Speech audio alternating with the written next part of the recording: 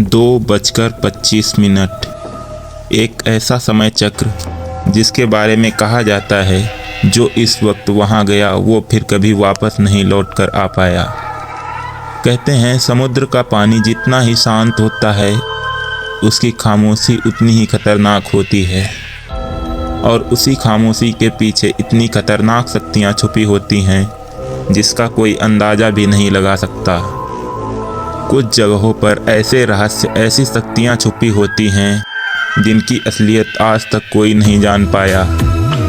जी हाँ, मैं बात कर रहा हूँ समुद्र के बीच बने एक ऐसे लाइट हाउस के बारे में जिसके बारे में कहा जाता है कि हर रात 2:25 पर सफ़ेद गाउन पहने एक औरत लाइट हाउस के ऊपर से समुद्र में कूद जाती है, लेकिन उसे समुद्र से वापस ऊपर आते किसी ने आज तक नहीं देखा। इसी रहस्य की छानबीन करने के लिए दो लोग वहां पर जाते हैं।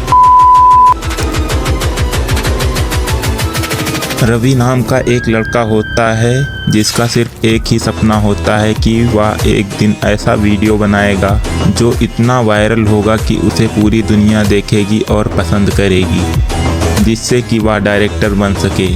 लेकिन उसे कौन समझाए कि वायरल वीडियो सिर्फ कैमरे से नहीं बनते, जिसके लिए बहुत कुछ त्यागना पड़ता है।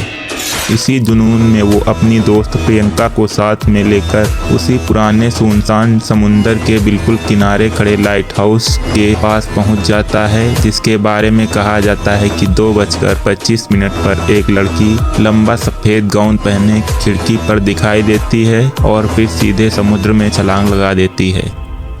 पहली रात रवि और प्रियंका लाइट हाउस की सबसे ऊंची खिड़की पर पहुंच जाते हैं और एक सड़ी हुई लकड़ी के पीछे छिपकर कैमरा सेट करके बैठ जाते हैं। हवा इतनी तेज चल रही थी कि सांसों की आवाज़ भी डरावनी लग रही थी। वो दोनों पूरी रात बैठे रहे और सोचते रहे अब कुछ दिखेगा, अब कुछ दिखेगा, लेकिन लहरों की थपथपाहट, झींगरों की आवाज़ और अंधेरे की सिरहन के सिवाय कुछ नहीं दिखा। दूसरी रात फिर वही इंतजार, फिर वही हवा, फिर वही खामोशी के सिवाय कुछ नहीं दिखा। दोनों के चेहरे पर निराशा फैल गई। होटल लौटकर दोनों सोच रहे थे कि शायद ये सिर्फ एक अफवाह है। तभी प्रियंका के दिमाग में एक आइडिया आया। उसका आइडिया यह था कि अगर वो लड़की नहीं दिखती तो हम उसे दिखा सकते हैं। योजना साफ थी। प्रियंका वहीं सफ़ेद गाउन पहनकर उसी खिड़की पर जाकर खुद छलांग लगाएगी और रवि उसे कैप्चर करेगा। तैरना तो उसे अच्छी तरीके से आता ही था, पानी भी गहरा था जिससे वह आसानी से किनारे तक पहुंच सकती थी। रवि बहुत ही उत्साहित था क्योंकि ऐसा वीडियो 100% वायरल था। अगली रात रवि पहले ही निकल गया और वहां पहुंचकर कैमरा सेट कर लिया। 2:24 पर लाइट हाउस की सीढ़ियों पर किसी के कदमों की ठक ठक सुनाई देती है और 2:25 पर सफ़ेद गाउन में प्रियंका की परछाई खिड़की तक पहुंचती हुई दिखाई देती है। रवि ने कैमरे का फोकस उस पर कर दिया। प्रियंका आखिरी सीढ़ी पर पहुंचकर रुकी और एक दिल दहला देने वाली चीख के साथ समुंदर में कूद गई। कैमरा से एक इफ़ेक्ट देने के लिए रवि उसे थोड़ा हिला डुला ही रहा था कि अचानक उसका फ़ोन बजा। रवि घबरा गया।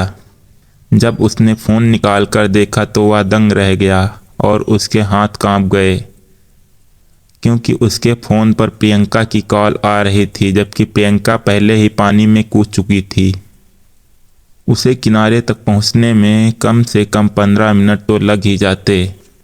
रवि ने डरते डरते कॉल उठाई। कॉल उठाते ही प्रियंका की घबराई हुई आवाज़ आई, रवि सॉरी यार, मैं लेट हो गई, रास्ता भटक गई थी और ये कमरे का दरवाज़ा भी जाम हो गया है, ज़रा आकर खोल दो ना।